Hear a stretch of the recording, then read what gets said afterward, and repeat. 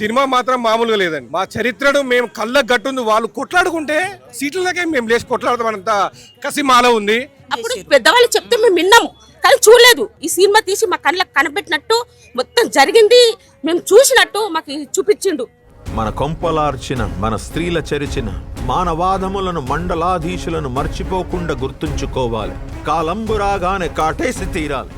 Cinema start అయినప్పటి నుండి cinema అయిపోయేసరికి ఏడ్చి ఏడ్చి మా కళ్ళు ఇదైపోయినాయి. యాక్షన్ సన్నివేశాలు రోషన్ గారు చాలా అంటే చాలా క్లియర్ గా చూపెట్టారు. మా యొక్క చరిత్రను ఈ విధంగా ఇంత గొప్పగా చూపించడం నిజంగా మా ఊర్లో పుట్టిన ప్రతి ఒక్క పౌరుని గాని, ప్రతి ఒక్క ఆడబిడ్డ గాని చాలా అంటే చాలా సంతోషంగా ఉంది. మా ఫాదరు యువకులందరినీ కూడా ఏకం చేసి గ్రామ రక్షక దళాలను ఏర్పరచుకొని జరిపించినటువంటి సంఘటనలు సినిమాలో చాలా బాగా చూపించారు.